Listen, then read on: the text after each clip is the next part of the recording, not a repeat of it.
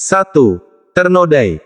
Langkah derap kaki seorang pria rupawan begitu menjadi pusat perhatian bagi semua orang yang telah menghadiri sebuah acara besar perusahaan yang cukup ternama. Banyak pasang mata yang begitu menginginkannya saat ini, baik itu untuk bisa bekerja sama dengannya maupun untuk mendapatkan hatinya. Ya, mereka yang ingin bekerja sama dengannya adalah para kaum pria yang ingin mendapatkan keuntungan besar untuk perusahaannya, sedangkan mereka yang ingin mendapatkan hatinya adalah para wanita yang begitu ingin dan berambisi untuk menjadi istrinya. Bahkan banyak dari mereka yang rela jika harus bermalam dengannya, namun sayang pria ini adalah sosok pria dingin yang tidak mudah untuk diluluhkan oleh seorang wanita. Selamat datang Tuan Al, terima kasih karena Tuan mau menyempatkan diri untuk datang ke acara ulang tahun perusahaan saya. Ucap Henry ramah sambil mengulurkan tangannya pada Al. Sama Tuan. Jawab Al singkat. Ya sudah kalau begitu, mari Tuan, silakan Tuan menikmati jamuan yang sudah kami hidangkan. Lanjut Henry lagi dengan ramah. Terima kasih Tuan. Jawab Al lagi singkat. Ya, pria tampan itu adalah Alexander Gerald Georgino, seorang CEO ternama pemilik perusahaan G Group, yang sudah memiliki cabang perusahaan yang sudah tersebar ke seluruh negeri. Pria blasteran Indonesia, Inggris itu memang terkenal dengan sosoknya yang dingin dan sedikit bicara, jadi wajar saja jika begitu banyak dari kalangan kaum hawa yang begitu penasaran dengannya bahkan begitu menggilainya. Tubuh tinggi nan gagah, wajah yang begitu tampan, berkarisma, cerdas, dan kaya raya adalah suatu kelebihan yang membuatnya nyaris sempurna sebagai seorang laki-laki.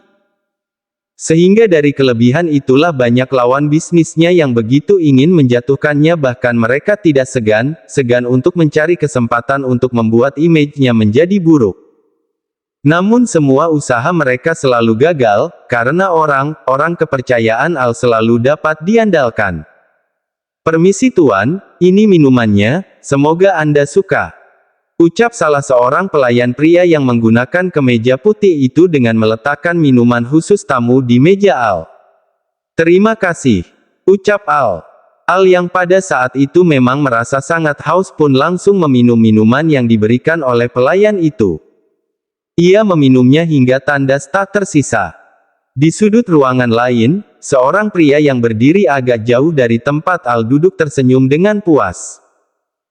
Pria itu merasa rencananya sudah berjalan sesuai dengan yang diinginkannya, bagaimana tidak sudah berkali-kali dirinya melakukan cara untuk menjebak lawan bisnisnya itu namun nyatanya selalu saja gagal karena campur tangan dari asisten lawannya itu. Tapi kali ini tidak lagi, Al yang saat ini sedang tidak didampingi oleh asistennya yang bernama Andrew Choi itu benar-benar telah dimanfaatkan oleh musuh yang telah mengincarnya. Pada saat Al meminum minuman yang diberikan oleh pelayan pria tadi, ia merasa ada yang aneh dengan minumannya entah kenapa rasanya tidak seperti minuman pada biasanya. Ada apa dengan minuman ini, kenapa rasanya aneh? Gumam Al setelah menghabiskan minuman itu. Sambutan demi sambutan pun telah dilakukan oleh sang tuan rumah, hingga sudah sekitar 30 menit lamanya Al merasa ada yang aneh dengan tubuhnya. Tubuhnya menjadi terasa panas dan sangat tidak nyaman. Kucuran keringat kini sudah mulai hampir memenuhi bagian tubuhnya.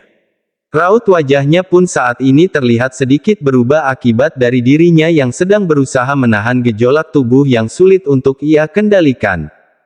Sial, siapa yang sudah berani main denganku? Gumamnya dengan rasa kesal. Sial, seseorang sudah memberi obat perangsang di minumanku, aku harus pergi dari tempat ini. Lanjut Al lagi. Dan Al pun langsung bergegas ingin keluar dari tempat acara itu, namun tiba-tiba seseorang datang dengan didampingi wanita cantik dan berpenampilan terbuka, menghentikan langkahnya. Apa kabar Tuan Al, senang bisa bertemu dengan Anda.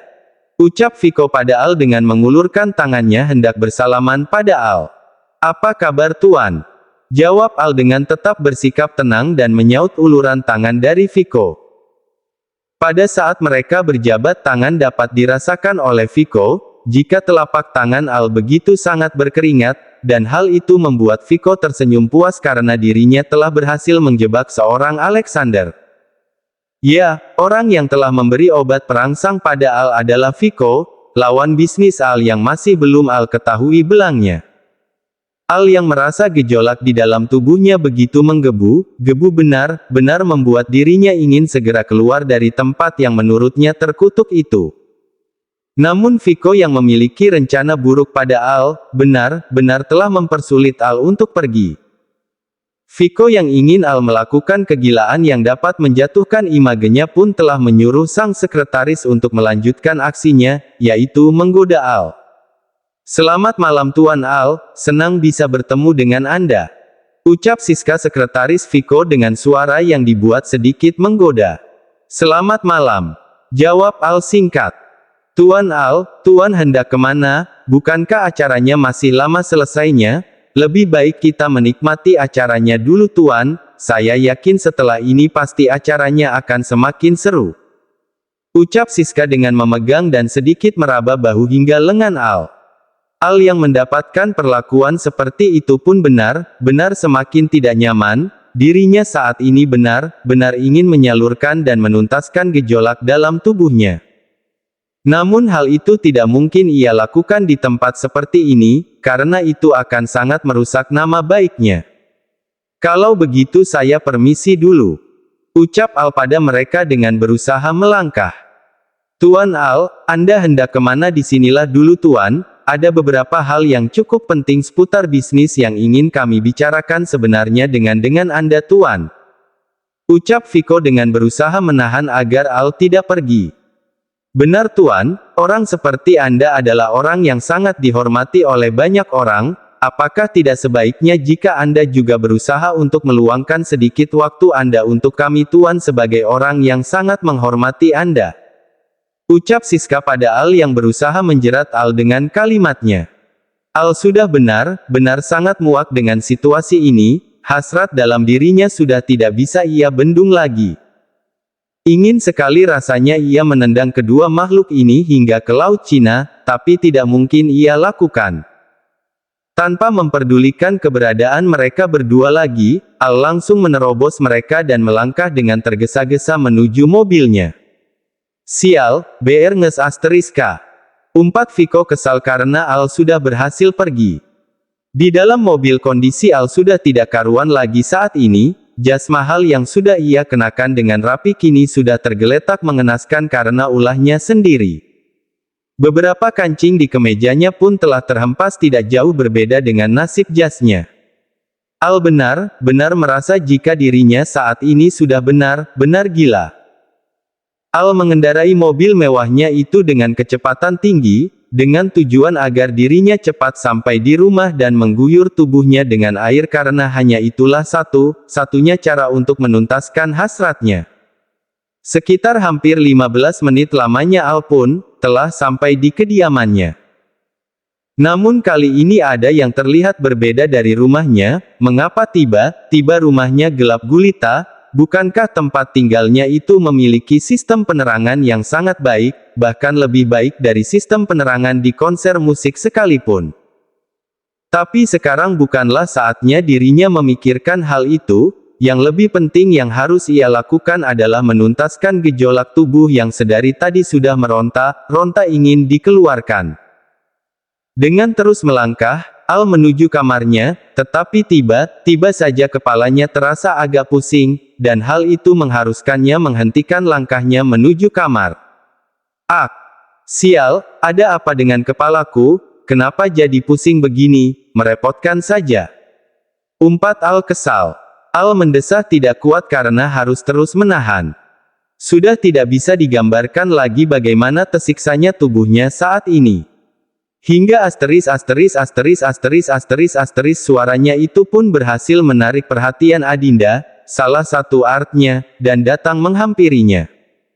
"Tuan Al, Tuan kenapa apa yang terjadi pada Tuan?" tanya Adinda cemas. "Jangan mendekat, menghindar dariku," bentak Al. Bukannya merasa takut Adinda malah tetap di tempat dan ingin menolong tuannya. Tidak Tuan, sepertinya saat ini Anda sedang tidak baik saja, Anda sedang sakit Tuan. Jawab Adinda dengan nada khawatir. Sudah aku katakan jangan mendekat, atau aku tidak bisa menahan diriku. Sergahnya lagi dengan berusaha menahan gejolak dalam tubuhnya. Namun sepertinya kalimat tuannya itu tidak dihiraukan oleh Adinda. Dia yang notabene-nya adalah orang yang memiliki sifat penolong tidak berpikir panjang lagi untuk menolong tuannya.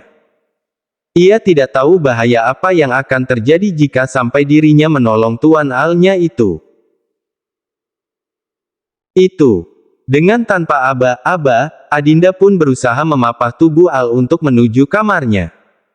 Namun tindakannya itu malah mendapatkan respon yang begitu brutal dan membuat Adinda begitu terkejut. Al yang memang sudah tidak mampu menahan gejolak di dalam tubuhnya pun benar-benar sudah lepas kendali. Dengan tidak memperdulikan siapa orang yang mencoba menolongnya, Al langsung menarik dan menyeret tubuh Adinda masuk ke kamarnya. Astagfirullah, Tuan, apa yang Tuan lakukan? Pekik Adinda yang sudah merasa ketakutan karena tiba-tiba tubuhnya diseret oleh Al. Dengan tidak menghiraukan Adinda, Al langsung menutup pintunya dengan kencang. Gedor. Suara geprakan pintu itu pun berhasil menarik perhatian Cynthia, yang kalau itu baru selesai meminum air minum di dapur. Apa yang terjadi? Kenapa gelap begini? Ada suara bantingan pintu. Aku harus mencari tahu apa yang sebenarnya terjadi. Gumam Cynthia. Dengan kondisi rumah majikan yang masih gelap gulita, Cynthia berjalan dengan mengendap-endap hingga sampai di lantai atas. Namun seketika langkahnya terhenti ketika ia mendengar suara jeritan seorang wanita yang sedang memohon untuk dilepaskan di kamar tuan mudanya. Dengan tanpa aba-aba Al langsung melepas semua helaian benang yang melekat di tubuh Adinda termasuk penutup kepalanya yang Adinda gunakan untuk menutupi rambut indahnya. Tuan Hicks. Saya mohon Tuan Hicks. Jangan lakukan ini Hicks. Saya mohon Tuan.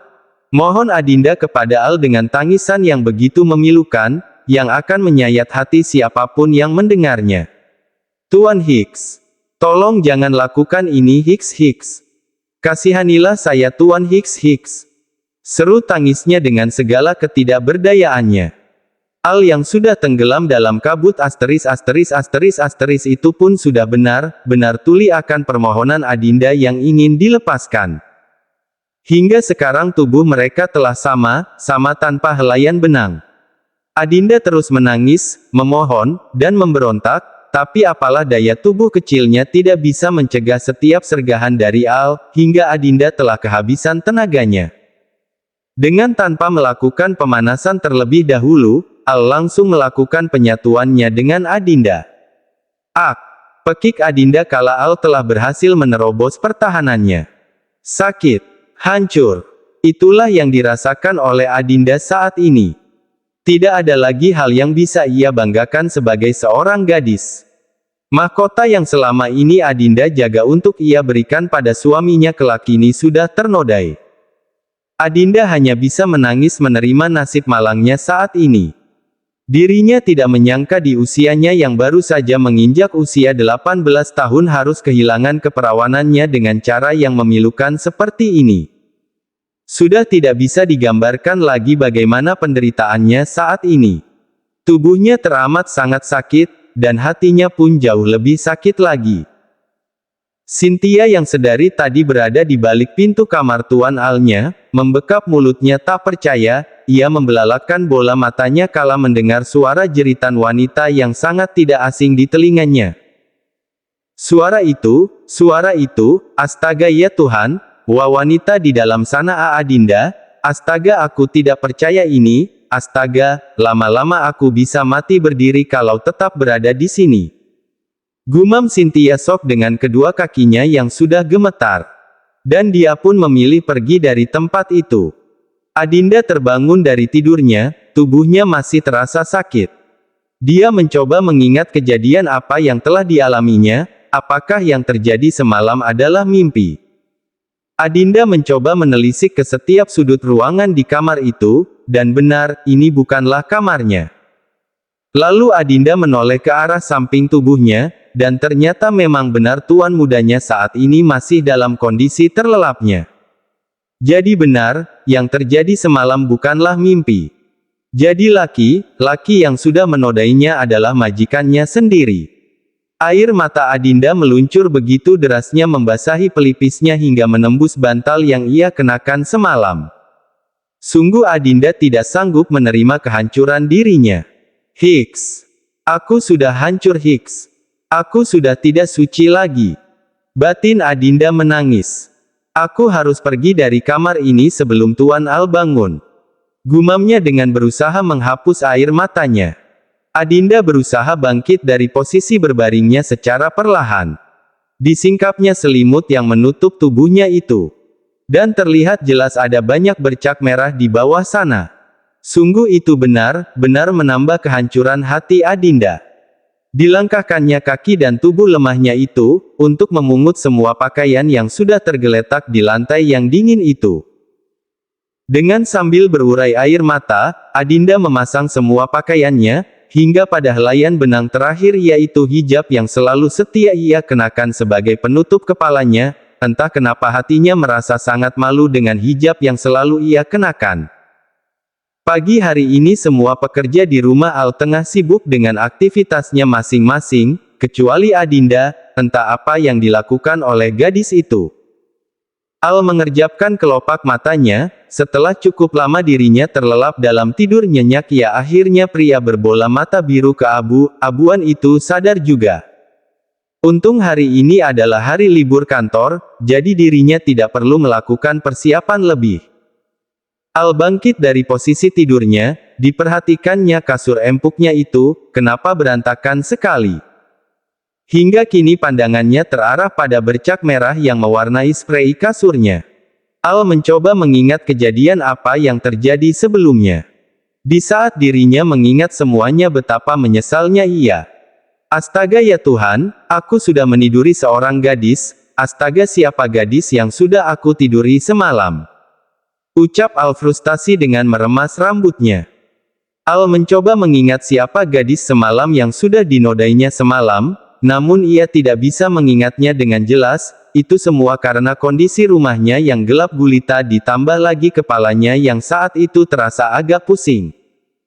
Hingga otak cerdasnya teringat akan CCTV rumahnya, yaitu adalah satu-satunya petunjuk untuk mengetahui siapa gadis semalam yang sudah ia nodai. Semua CCTV di rumah ini harus aku cek. Ucap Al dan bergegas dari kasurnya. Namun aksinya itu terhenti kala ia melihat sebuah kalung cantik yang terletak di samping bantalnya, bisa dipastikan jika kalung itu adalah milik gadis yang sudah ia nodai. Diraihnya kalung itu, dan sejalan dengan itu pula Al merasa ada yang basah dengan bantal yang satunya, bisa dipastikan jika yang basah itu adalah bekas tetesan air mata. Rasa bersalah dan menyesal pun begitu menyelimuti hati Al. Ia sadar jika dirinya sudah menghancurkan hidup seorang gadis. Siapapun kamu tolong maafkan aku, bukan maksudku untuk melakukan perbuatan keji itu dan membuat hidupmu hancur, tolong maafkan aku. Seru Al penuh rasa bersalah dengan menggenggam erat kalung Adinda.